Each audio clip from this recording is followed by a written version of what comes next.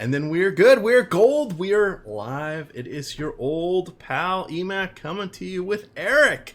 The reunification, the dream team is back together on the Sunday show live before lock. The main slate. Josh and Chris Baggs were trying to come up with names they wanted for our show. And I think they wanted Eric and Eric or something along those lines. Gold. So it was, oops, let me turn that on. Is that, oh, it might be coming through on yours there. Okay. But anyway, they were making up theme music as well for what we could be. It sounded like some 90s sitcom or something. So there we are, but it's been a couple weeks. How have you been? I've been good, man. Good to have you back. We missed you Sunday nights. We had this guy that most people haven't heard of before, Alex Baker. He subbed in for you one week. I guess it was a good show, but it wasn't the same. Emac, good to have you back. My partner in crime Sunday evenings. Looking forward to a interesting matchup, interesting showdown slate for tonight. Kansas City Chiefs hosting the Green Bay Packers tonight. Who do you like? Oh, well, I mean, I guess we all kind of like the Packers, but surprisingly, last I looked, they were 5 or 5.5 point favorites. Now that's road favorites, depending on your side of choice. But we're looking here at a long time backup QB that now has to take the reins for Kansas City. The Wizard is not with us. It is not. There is no more Pat Mahomes. He is dealing with a knee injury. So we've got Matt Moore instead, former Oregon State Beaver. He's been with 3 different franchises over 13 years. He has not been a true regular starter. He had one season where he was a regular starter. That was 2011. Since then, he has started 5 games and played in 16 total. And he has 29 or 30 starts, I forget which now, and just one 300-yard game.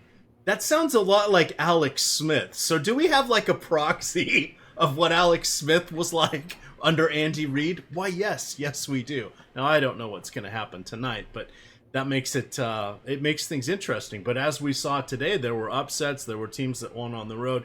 Anything can happen in the NFL on any given Sunday. Absolutely, no doubt. And we've seen, especially on these Sunday slates, a lot of upsets, a lot of games going different ways, ways that we didn't necessarily expect. So who knows? I mean, Matt Moore, hey, he gets a full week to prepare. Tough Green Bay defense, no doubt. Tough team in general. Aaron Rodgers looks like he's starting to get hot and gel with the new head coach there. But hey, Matt Moore, he's been in the league for a while. And while, yes, he's been a backup for much of his career, he's stuck around. He'll understand the offense. He's an accurate passer. Probably working more of that short underneath stuff, which is what Andy Reid likes to do. So I think it'll be a tough. I don't think it's going to be a cakewalk by any means for Green Bay tonight. But we'll see when the game starts. Yep, that's exactly what it is. I mean, who would have thought that Tevin Coleman was going to have 4 touchdowns today? Who knew last week that David Johnson was just going to play 2 snaps and then hurt his back, and now this week his other backup is out. So you don't know what's going to happen. We make our best guesses and we figure it out from there. Now, the best way to do Showdown, of course, is to figure out some sort of game script. So if you're playing anybody from Green Bay, you want to make sure you're aligning the right guys. If you're working in guys from Kansas City and you're thinking for them to be trailing, what guys do you want to work in? We've mentioned that we don't think Moore is going to be throwing a lot downfield, but all it takes is one. And when you have Tyreek Hill, I mean, who can forget that Hale Screen Mary that they did 3 years ago, where he caught that 10-yard pass and then took it 67 yards against a prevent defense? He can score from anywhere on the field, but we've got a tough defense in front of us. So the tea leaves are very muddy in this one today, Eric. Yeah, and Kansas City, there's a lot of options there. So if you are playing that, which I'm sure a lot of people expect Green Bay to win tonight, 5-point favorites, it's very muddy into that Kansas City side. A lot of different options. Definitely no bell cow in the backfield. No bell cow as far as receivers go. So, I guess playing Hill, but a lot of other options as far as secondary goes. And be interesting to see how it breaks down tonight. Without further ado, should we jump right into it? I want to make sure that we mention guys that are watching. First of all, thanks for tuning in. Feel free to throw in your questions and comments throughout the show. We'll try to get to them as we can. We'll break it down team by team, position by position tonight. Emac, you want to give a shout out to our sponsors? Absolutely. We've got Fantasy Draft, which has the only rake-free site that there is in daily fantasy sports. You're going to ask, well, how do they do that? Well, you have a little subscription that you pay. So mine, I have it set up so I can play $1,000 a month. Everybody can play $100 a month for free, but I've got it set up so I can play $1,000 a month. That costs me $5.99. If I get close or need to go over that $5,000, I just bump up to the next subscription level up. No fuss, no muss. It's relatively easy. So if we think about that $5 to play $1,000, if let's just say I played break even, that would cost me the $5. On say sites that rhyme with DraftKings and FanDuel, that would cost me about $160 because they are approximately 16% rake. Now, some of their other contests are 12 to 14, so let's just call it 15 and make it good, because how many people play the cash games that much anymore? So you're looking at a major difference here and a major savings. So Eddie and I did the show earlier today, and his point was you could actually deposit for every game you play and still pay less. Even if you were a losing player and lost all your money, you would still pay less than you would when you're on DraftKings and FanDuel, because they do here at Fantasy Draft charge a 3 or 3.5% deposit bonus, or deposit transaction, depending if you're coming in on credit card or PayPal or whatever your source of income is. And the other sites, they don't make you pay that, but the other sites make you pay 15% each time you play a game. So it definitely works out, team math, that you're going to save tens, hundreds, or if you're someone like Adam or Alex, thousands or tens of thousands of dollars per year. So just think about that. It's a good way to do it. All right, that is our main one there. We'll talk about them again, of course. But Eric, the reins are back to you. My man. All right. Well, let's, without further ado, let's go ahead and dive right in to the teams and the players. Leading it off with the favorites. Green Bay Packers, even though it pains me to say it. They've been playing well, in charge of the NFC North right now.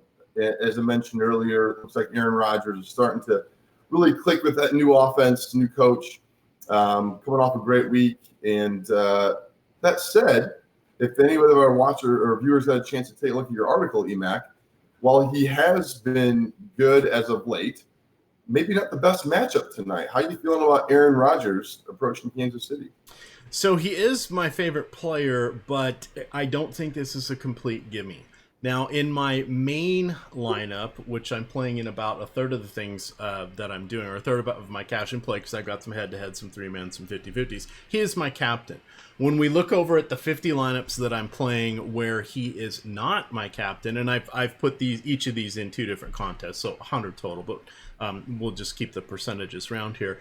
So he is coming in for me at 18%. We are projecting him at captain of 24. So I ended up coming in a little below, but when I look at my cash in play, I'm probably closer to 30% from a volume standpoint. But he is the guy, I think it all starts and ends with him. But as you mentioned, this is not the best matchup for him. Kansas City's been really solid against the opposition from a passing perspective. And guess what? The other teams have to pass a lot. From an efficiency metric, they are checking in, let's see, as the 4th best passing DVOA per Football Outsiders.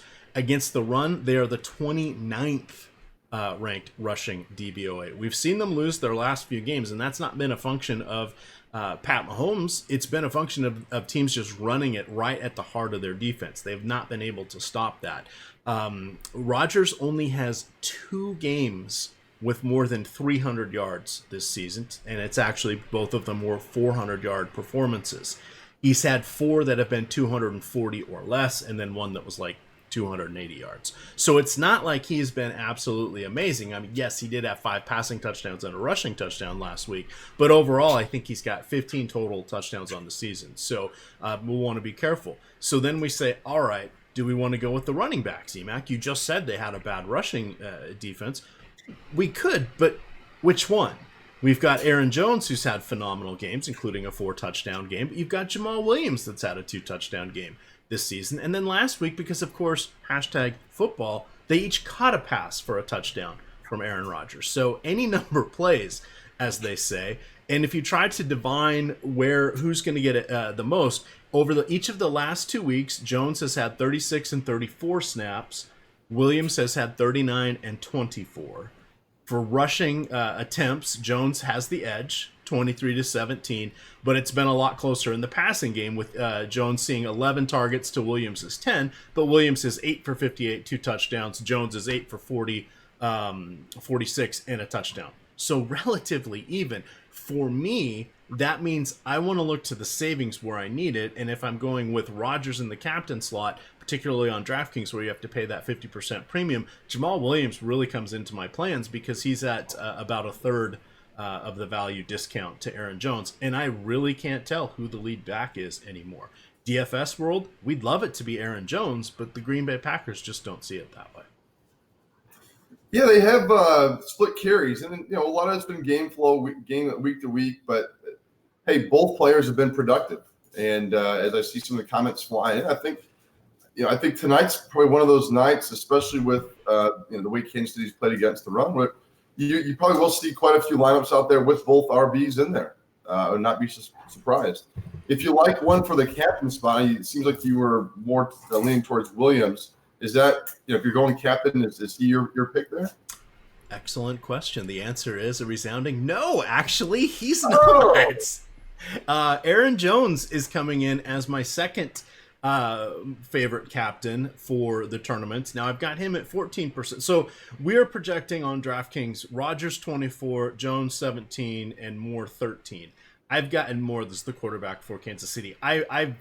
Usually I like to make a stand one way or the other. I didn't here because I'm making my stands with what I'm doing with the rest of my lineups. So I ended up coming in 18, 14, and 12. So basically I'm matching the field more, within the margin of error. The reason I didn't go quite as much for Jamal Williams is I didn't know for sure what he was going to do.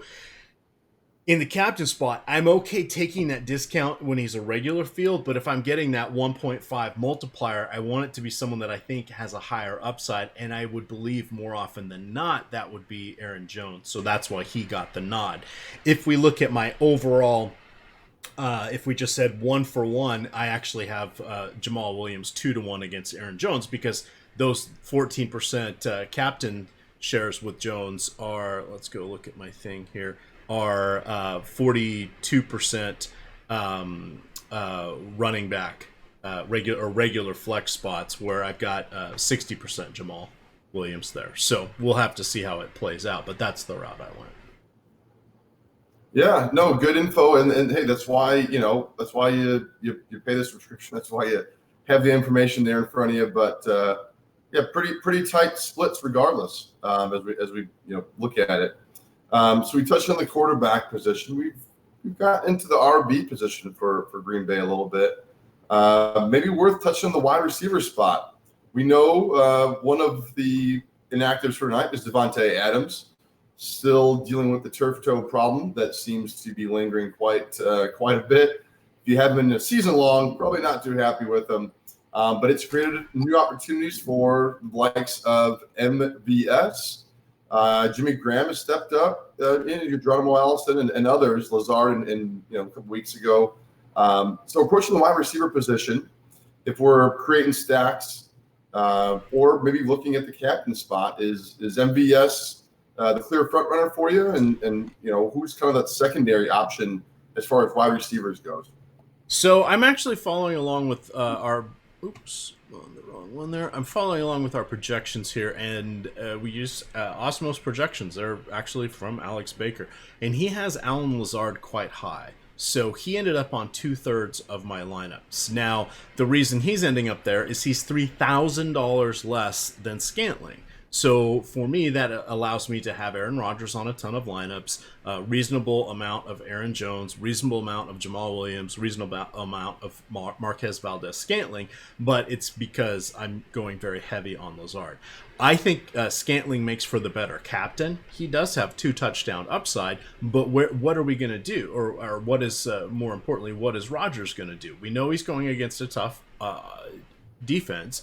We saw last week he threw 5 touchdowns to 5 different receivers, and he can do that at any time. He doesn't tend to play favorites, but any of these guys have high touchdown equity because of who's throwing them the ball. I mean, it wouldn't shock me if Lazard or Scantling or Jones or Williams, if any, or Jimmy Graham had 2 touchdowns, but they could be the only 2 passing touchdowns of the game. So I'm trying to spread things out just a little bit, and for that, it's more of a price play. If we were looking kind of more price agnostic, I would prefer Valdez Scantling, because has Lazard really gotten ahead of Jake Kumaro or Geronimo Allison? We don't know that for sure, and we're kind of splitting hairs here. I am taking the chance because I think he will be the least popular of everybody, and that's how we're projecting it. So I'm going that route. And sorry, outside of Kumaro, he's going to be the least popular of the other 2 receivers for the Packers. So that's where I landed there. Kumaro I only have on 10%, Allison 14%.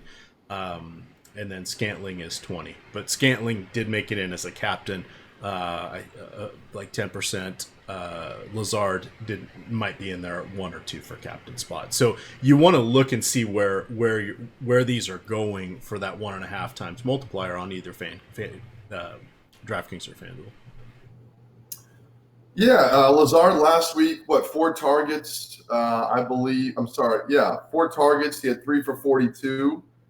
So similar as far as, player availability, even better numbers the week prior. Interesting to see where he lands tonight, but at least getting, somewhere close to a handful of targets and could do something significant with that. He's got the size, and Rodgers has shown that he has some confidence in him. So interesting to see. We mentioned Jimmy Graham. Jimmy Graham is under the radar. He's certainly a red zone beast.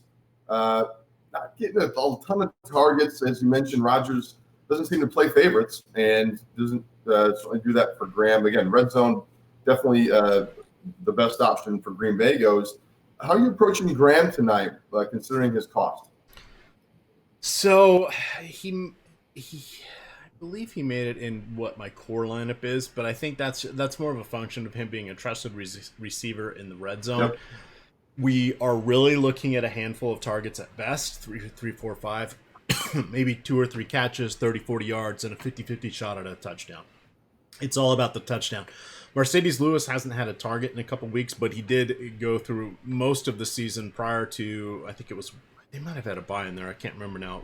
The first 5 weeks, he had 2, 3, and 1 targets, and he caught most of them for yardage. No touchdowns, I believe. But he was, he is in the mix, and he is 1/10 of the price of Jimmy Graham on DraftKings. So if we are playing for the touchdown, which we are, then I think that's one of the places where we can consider just making a dramatic savings. Now, if you do that, then you can get in the Rodgers, the Moore, the Tyreek Hill, and MVS and work around that way. But you've got to say, hey, we could get a 0 from Mercedes Lewis, just because there's not been a ton of total volume to either of those guys.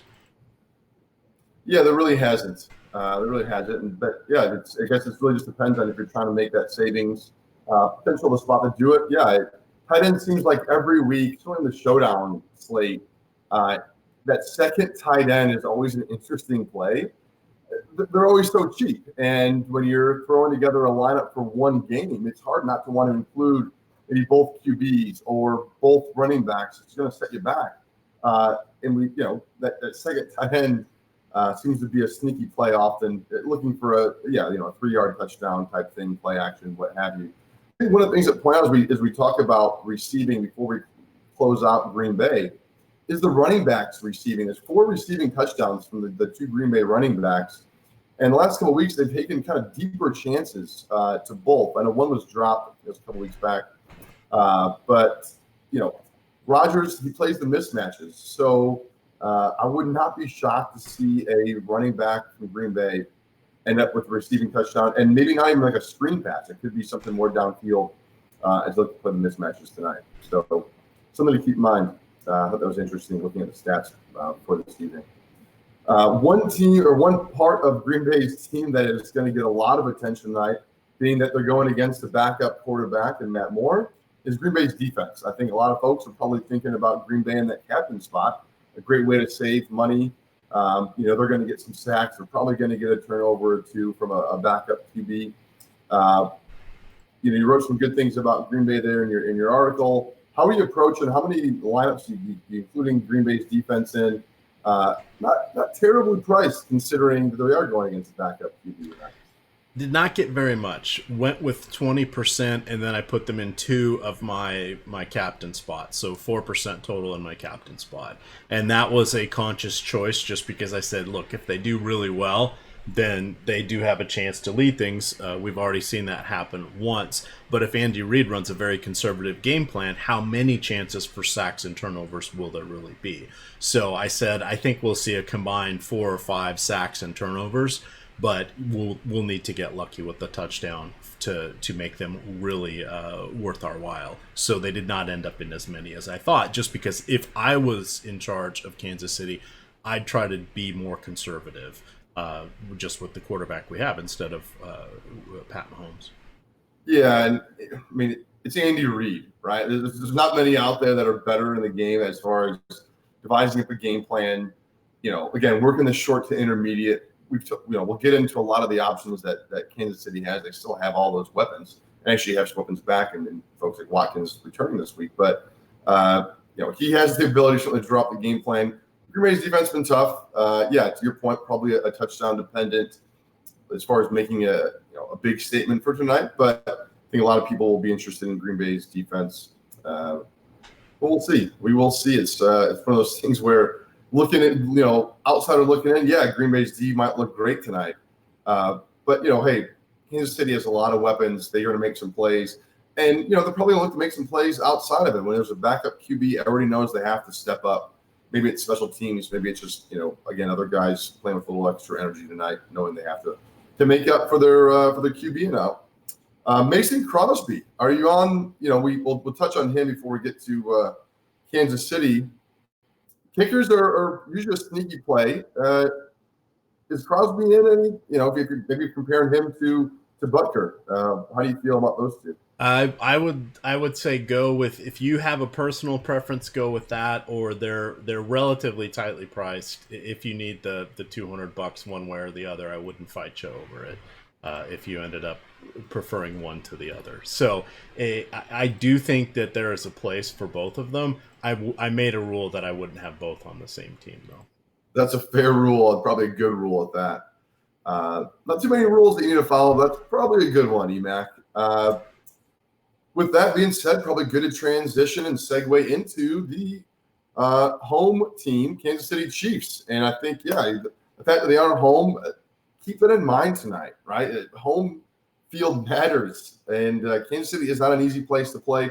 Weather does look good in Kansas City tonight. I think it's mid-50s, cloudy, no precipitation, so don't expect that to impact the game at all or game flow. But Matt Moore, we touched on him earlier, the Oregon State Beaver.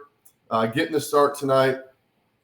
Are you including Moore in many lineups tonight? Is he someone that maybe you're trying to play along with? Aaron Rodgers. How are we approaching these? For QBs go, he's not like the most expensive compared to weeks past and other QBs typically. Yeah, he wasn't expensive. I was getting him in so many lineups. I said I'm only putting you in 70% because he ended up on 80% of my overall lineups. So we have him at 40% to the field. I have him at 70 in the non-captain spot. So looking at it from this standpoint, I'm trying to consolidate everything. We've got a passel running backs, a passel wide receivers, plus a tight end that functions as a wide receiver one. I don't know where it's going to go, if this is a conservative offense or not. I often say when I'm on these shows or we're in these situations, when you get a backup a backup quarterback coming in who doesn't play a lot, even if they're a veteran, or if you get a real young quarterback coming in, a lot of times when things break down, they'll just pull the ball down and run. They don't even have to be good at it to be able to score a touchdown, within 15 yards, or to get lucky and all of a sudden the middle's clear and they rip off a couple 17-yarders. The reason that opportunity exists is the opposing team is willing to put more guys in coverage because they're counting on them to make mistakes and get the turnover. They don't care if they end up, two times in the game or 3 times in the game if they rush for 7 to 15 yards on 3 different attempts. They don't care. That's just like a completion, whatever. But if by playing off them or conversely going more for the blitz, which if the blitz goes by them and he's able to get free up the middle, that's where it opens up as well. They're good with giving that up because they're playing on for the fact that they're hoping for 1 or 2 turnovers above normal. So that's something I think a lot of times we overlook. Now there's a lot of that's kind of narrative's not the right word. Eye test is not the right word. I don't have a boatload of data to back it up, but just think of how many times you've seen these guys that usually are not the starter. Instead of throwing the ball away, what do? They either take a sack, they throw it and make a mistake because it's in too tight a coverage, or they pull it down and run. Okay, then that's fantasy points and we may not see them. So that's how I talked myself into pretty much 8 out of 10 lineups having Matt Moore in them tonight, as opposed to who's 3 different running backs are going to get carries. Probably 6 or 7 different receivers are going to get targets. Plus, those running backs are going to get targets too. How many targets are there going to be? 20? Do we think he throws more than 25 times tonight? I don't know. But if the game's close, they're going to hope he doesn't have to. So all of a sudden you're like, well, you know what? If he manages to get one of the 3 touchdowns or one of the 2 touchdowns himself, all the better. So that's the stand I've chosen to take. Well, you got to take a stand, EMAC, and you got to stick to it, baby. That's what these showdowns are all about. Kind of picking at that and going with it. And there's also like the contrarians, right? Like a lot of people will create a few lineups, and one will be the opposite of what everybody else is thinking. So if everyone's on the Packers and Green Bay tonight, having Matt Moore in the random captain spot or something like that, could work out, could pay big dividends in the event that he, plays a decent game. And again, he's not the most expensive player for a QB, all things considered. I mean, there's Kelce salary is more, multiple players from Green Bay, Tyreek Hill more. So a QB that maybe you could slide into more lineups than in the past. Showing I got envy. The game up here. 46 touchdowns, 36 picks for Matt Moore in his career. That's not terrible. I mean, there's worse out there. So it's not like he's not serviceable. They'll move the ball tonight. How much they find the end zone is to be determined. We've touched on a lot of these different weapons and how uncertain we are, especially with Kansas City. And it's every week, but even certainly more this week, we got Sammy Watkins back. It was a little easier with him out of the picture. He's back this week, plus Tyreek Hill. What are you making of this wide receiver group for Kansas City tonight?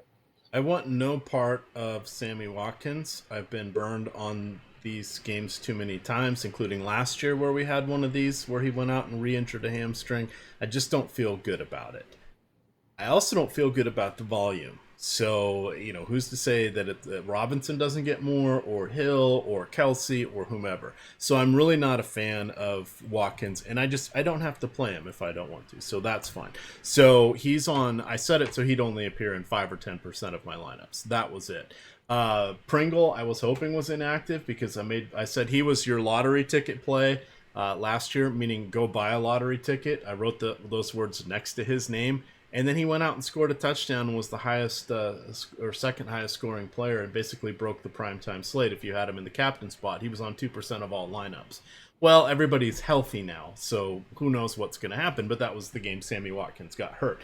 Just kind of coming full circle to say literally anything can happen with these guys, which also led me back to just playing Matt Moore, and I don't have to pick the guy that's catching a touchdown. One thing I did want to call out with if you're playing the Sunday night and Monday night game, which I'm just making a few lineups for that, so I'm trusting in Fantasy Cruncher and our projections, but I want to call out that Kenyon Drake did not travel with the team to Pittsburgh. He is on the trading block for Miami, so this is tomorrow night's game. So that means that Kalen Ballage and then Mark Walton, and I wanted to call out Mark Walton. He's getting 3,500 on DraftKings. He really helps you do whatever else you want to with your lineup. So definitely give him some consideration if you're making some of these Sunday night to Monday night lineups, because I suspect his pricing may be a little bit better tomorrow for the Monday night to Thursday night games. Good info. Yeah, good to keep up. It's something that, so much focus and emphasis put on just the one single game slate. I don't want to say a lame Monday night game tomorrow night, but I don't know many people outside of Pittsburgh and Miami that are excited for tomorrow's football game. Hey, if you got chores you've been pushing off for the last couple of weeks, tomorrow night's maybe the night to do it. That's, of course, after you tune in for the Live Before Locks Awesome show. But yeah, tomorrow's the night to get things done. So moving on from the I don't want to move on. Can we stick on this wide receiver spot for City? McCole Hardman, Demarcus Robinson. Those two have been like the hardest to make a decision on. And I think a lot of people are going to go on the narrative of Green Bay getting a lead tonight. And maybe there's the, Kansas City trying to catch up. Outside of Hill and Kelce, other receivers are going to get targeted. Who do you like between those two in particular, Robinson and Hardman? I think a lot of people are going to be faced with that question tonight. I like Robinson more than I like Watkins. I kind of have them as comparables. Mecole Hardman does return kicks, so there is that. But he is sort of like the very light version of Tyreek Hill. But when I put the two of them together, I give the slightest of edge to Robinson. Just the slightest. So. Okay. All right. Well, yeah, good to know. I think those are like the two guys that for the last few weeks they've been getting a little bit more play. So with Watkins back, who knows where that'll land? But yeah, always just kind of curious about those guys. Which leads us to the running back spot. Andy Reid, like in his history, he likes having a bell cow, but that has been far from the case in 2019. Mac, break down this running back spot for us. I think McCoy is probably where a lot of folks are leaning towards. But who knows? They seem to use a little bit of three guys. How are you approaching that spot tonight as you put lineups together? Sorry, which one? Running backs for Kansas City. Yeah, so not really playing Darrell Williams. He may not get many snaps. Sure. I put a little chart in my article. Let me drop that into the YouTube chat here, just so everybody can see it real quick, because I found it interesting.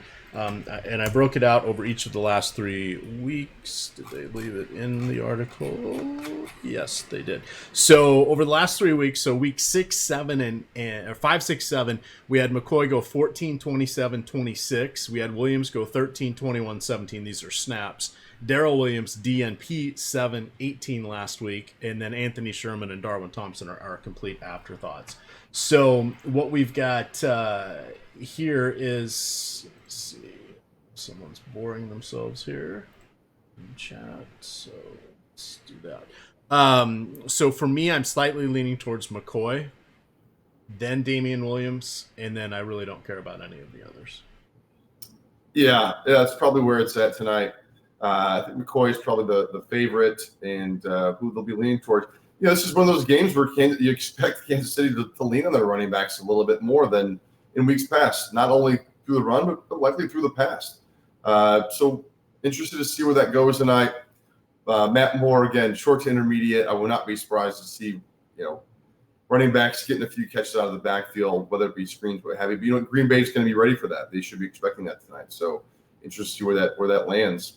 The tight end spot for Kansas City, hey, there's no bigger name. There's no better player at their position than Travis Kelce. That said, fantasy-wise, he's just been okay. I would say okay, maybe a little better than okay this season, but not to typical Travis Kelce numbers. We talked about short intermediates for Matt Moore tonight. Kelce likely going to be seeing a good amount of targets. That safety blanket for a backup QB. Is Kelce someone that you're looking to include as many lineups as you can, or kind of managing that a little bit tonight? No, I made sure he was captain in 2, and then I got rid of him on the rest. I just didn't think. I just don't see the volume enough for them. Again, that's it. It all comes back to being more. I figure if anybody's there that could have the potential to be the best receiver, it would probably be him. You say, oh, he's the big target, the tall guy, closest to the line, yada yada yada. That's where you end up looking at. Sorry, I'm trying to take care of some trolls here.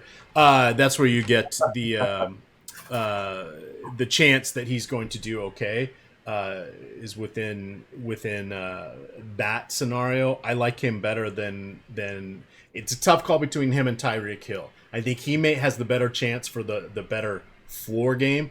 Tyreek Hill can score from anywhere on the field, so you're going boom or bust. So I think you want, depending on your playing style, that should help guide you. I would put if I was doing one lineup, it would be Kelce. Yep, that's the easiest way to say it. No, for sure. I think anybody who watches just likes Travis Kelce, right? Like, he's a fun player to watch. He's got charisma. He's got moves, and he's a great player. So I'd love to see him ball out tonight. We'll see where it goes. Moving past the tight end spot, we got about 10 minutes to go, a little bit less. So feel free to throw in your questions here. We'll try to get to them before the show wraps tonight. Kansas City's defense, lightning in a bottle, I guess, to your point in the article is kind of what you're hoping for there. Or a punt return. Is Tyreek Hill still the punt return? Maybe he can break one. Are you including Kansas City in any lineups? Or is it just say, hey, when you have that contrarian lineup, include them in there. You never know what can happen. I don't feel good about any defense going against Aaron Rodgers. Yeah, I went with none in this case, and just said, you know what, there's really no reason to do this.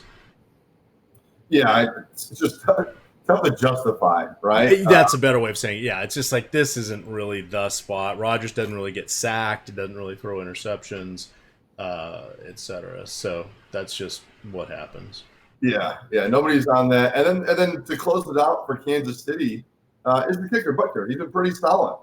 And I know when I was looking at the lineups for tonight, we know the rule: no two kickers. But right. If there is one kicker that you're including, maybe it's him. We don't maybe expect Kansas City to get in the end zone a lot. So maybe they get down, and have that struggle in the red zone, end up having to settle for three a few times.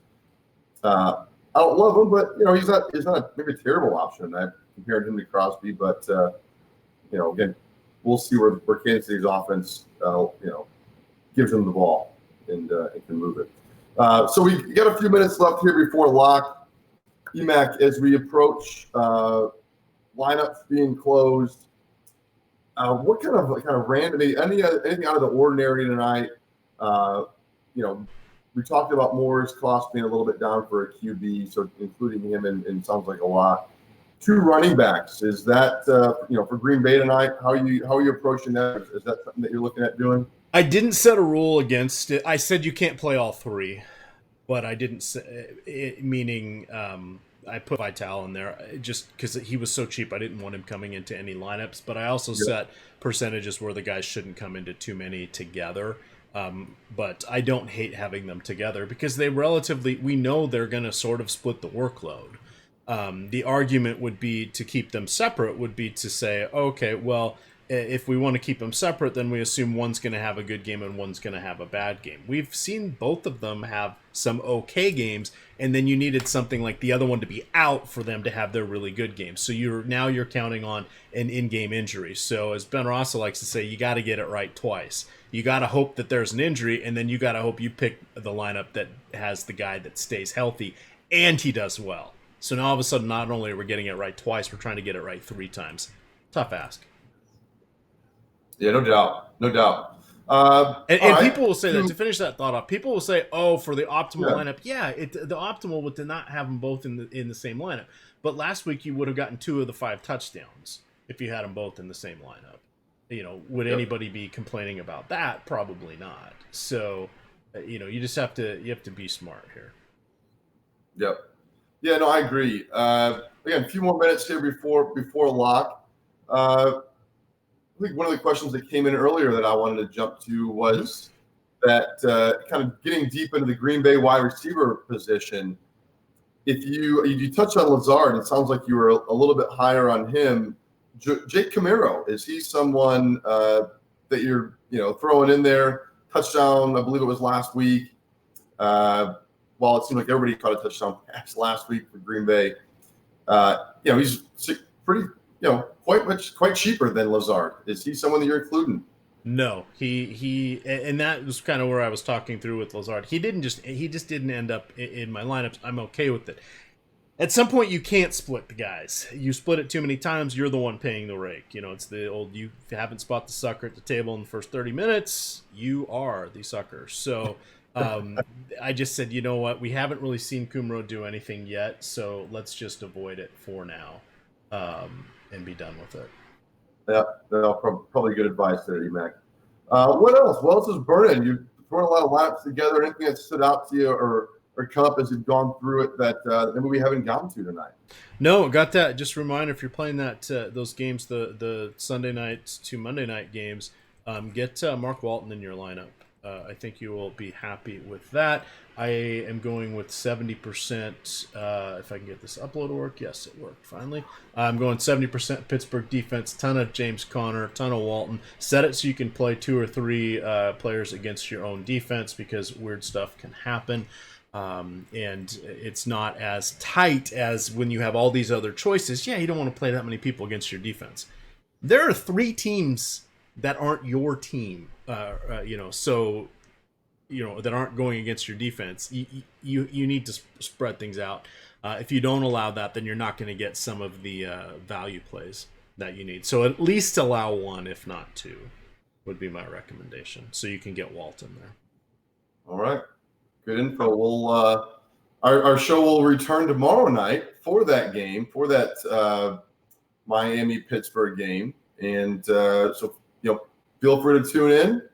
Emac, any other kind of closing thoughts before we let these folks get on to their Sunday night? No, we should be good. We've got the DFS strategy show is tomorrow for NBA. That's going to be at 9 o'clock. You also have at 11, you're going to have the DFS NFL strategy show. We've got the deep dive for basketball going off at 5 tomorrow, live before lock for basketball at 6.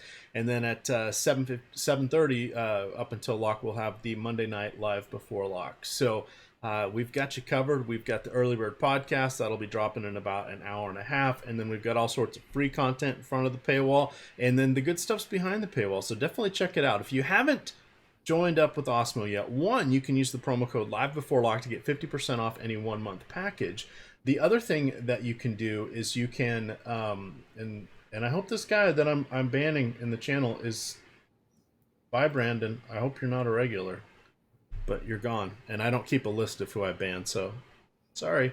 But what you'll want to do is use the promo code live before lock. You get 50% off any 1-month package. But if you go to our sign up page, you can fill out a little quiz, and it will help guide you to which package is probably the best, because we don't want you to bite off more than you're going to actually use. We got a bunch of people that can only play on weekends, or they can only play a couple days a week. So we do have some of those weekly packages that are what we call the express package that are $3.95 a week. That's $3.95 a week. So even if you're only playing 2 days, that's it's the price of a newspaper per day, basically, at this point. So definitely worth it. You get the projections, you get a lot of Alex's thoughts, and you get a few other things in there. But it explains to you what you get. And there's a little video that describes various tools and accoutrements that we have. The best thing that we have right now is Alex coming in at 4 o'clock and doing shows on the weekdays, and he'll add Saturdays, I'm pretty sure, once NFL's over, talking NBA. Private chat behind or video.